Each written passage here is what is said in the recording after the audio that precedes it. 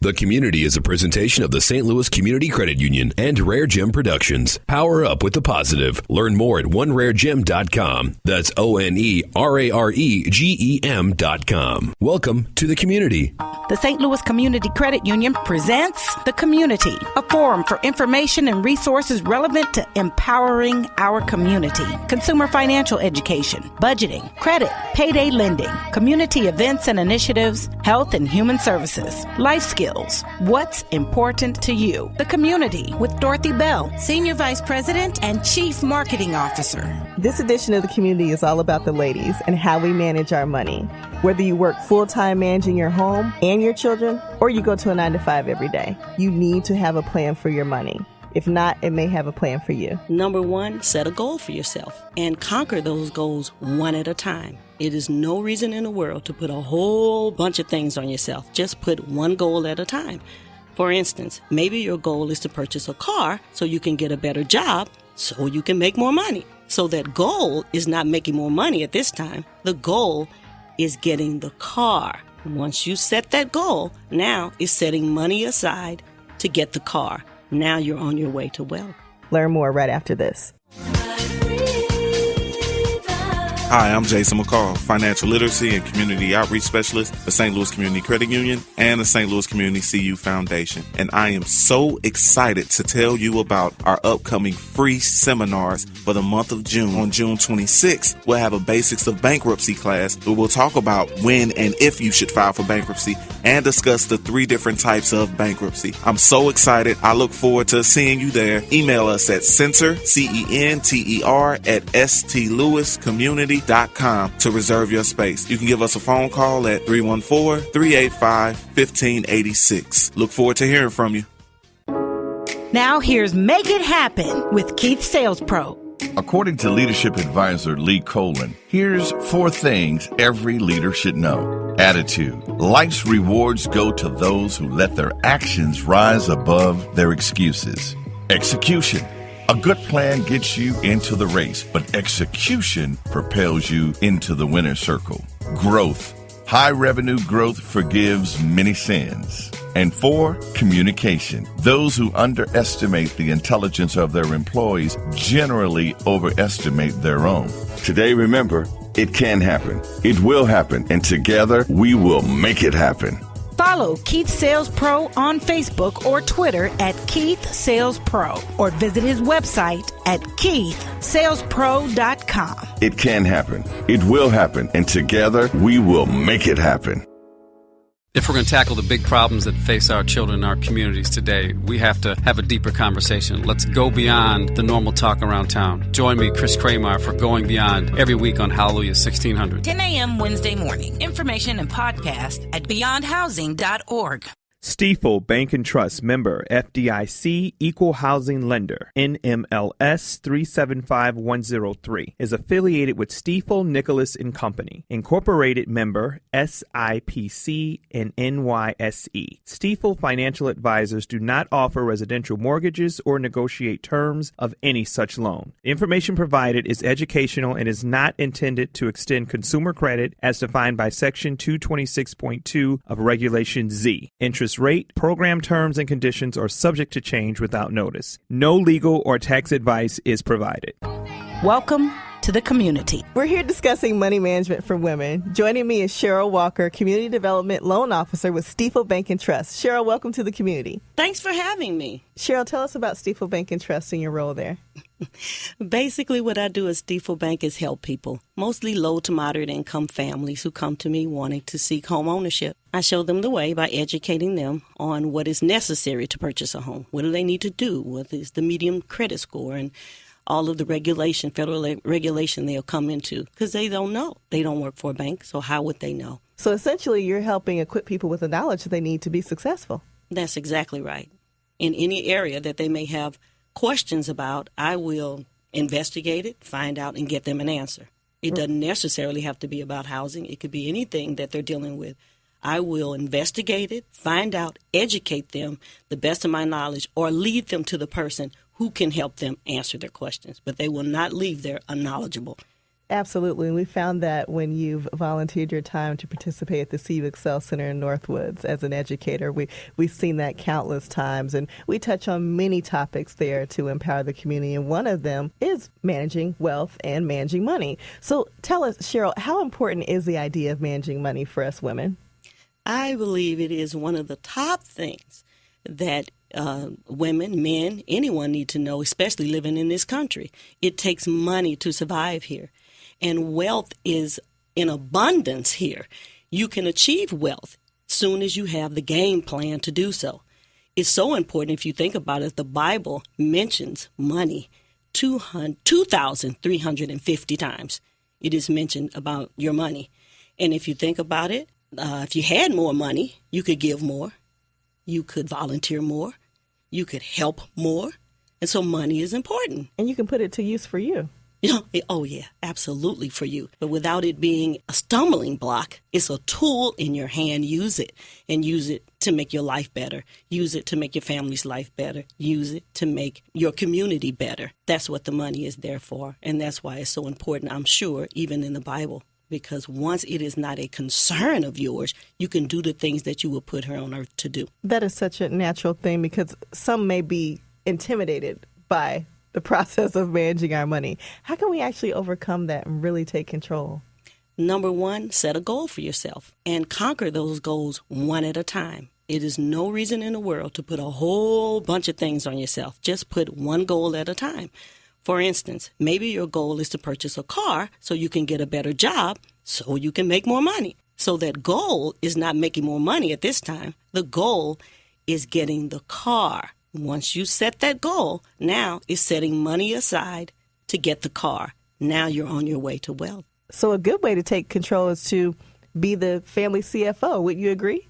I absolutely do agree, especially when it is a woman in the role. When you're speaking of a woman in a household, typically she is the CFO, the financial head of that home. And studies have shown they are. More women are buying cars. More women are buying houses. More women are managing the finances in the home. It's not to take anything away from the male, because there are some males who are doing that. But in this country, it's mostly women. So traditionally, one could argue that, women, we do take on a lot, as CFOs, as managers, if you will, of our own families. But sometimes it can go beyond the financial realm. We're the caregivers of the family.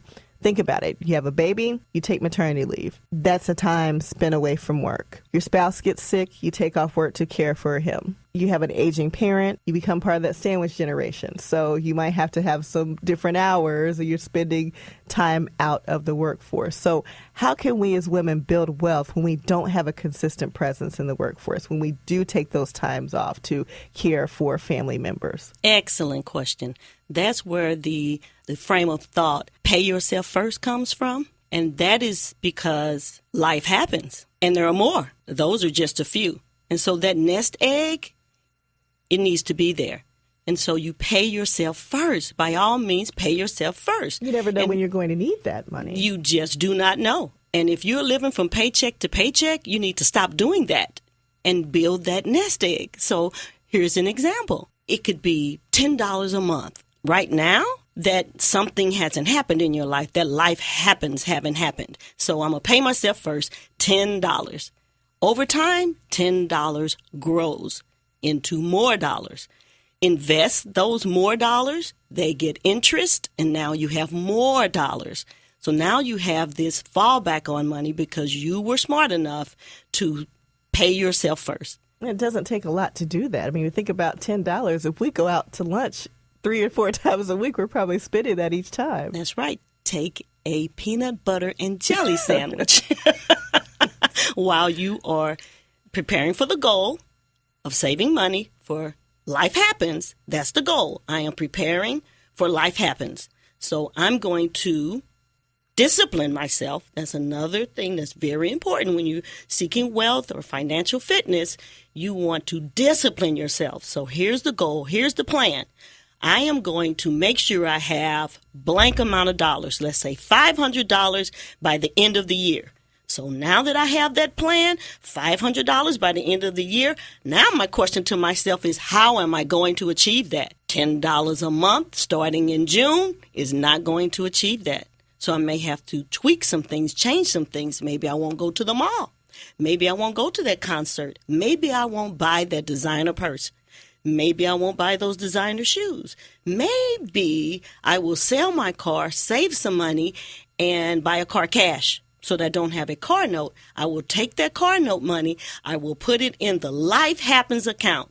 So when things happen, like those you listed, to women and to several family members around the United States of America, I'll have a nest egg there to fall back on because I set the goal and I achieved it by disciplining my life, having discipline in my life. All of that is great. I mean, we talk about a lot of this, as you've seen at the CU Excel Center, being an instructor there, our financial education center in Northwoods, where we encourage people, men and women, to get a plan. Look at your financial picture. Try to figure out, where are those spending leaks? Where can I save some money? If I have a car and I might be paying too much somewhere else, hey, let's see if we can refinance it at St. Louis Community Credit Union. Let's see what we can do to make that work. Excellent. Yes, excellent advice. So let's talk about relationships for a second.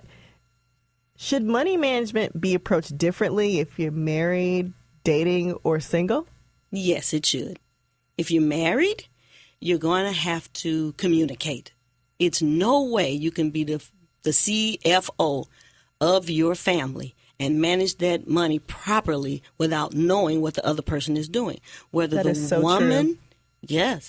woman is the one taking leadership in that area, in that family, or the male. So to the women, if your husband is taking leadership in the finances, you need to communicate with him constantly about the goals and how we're going to get there. The hiding money and stuffing it away and not telling one another is not helping that financial leadership in that family. Well, you're in it together, so it just makes sense to be open and honest. That's right. Now, when you're single, I would like to say, the first thing I would say to a single woman especially is to not be afraid.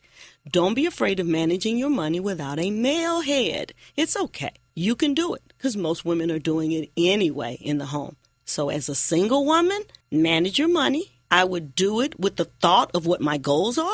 If I am to be married, if I am to have children, if I am to finish my education, just depends on what your goals are, is going to gear you of how to manage the money. It's going to be the driving force of your plan. What's the goal? And those same rules will apply to, like, if you're dating in a relationship. Same thing. Same thing. So, Cheryl, what are some other tips that you can share to help women manage our money? Number one, build assets and not liabilities. And assets include cash, real estate, stocks, bonds, things like that. Mm-hmm. What is not an asset are cars and clothes and shoes. And the reason they're not is because they do not bring in money. Assets bring money to you. Liability takes money from you. So tip number one, build assets, not liabilities. Number two, don't look financially fit, be financially fit. You will see a lot of people, as they say in the streets, perpetrating. Oh, I see that. I think we all have seen that. Right.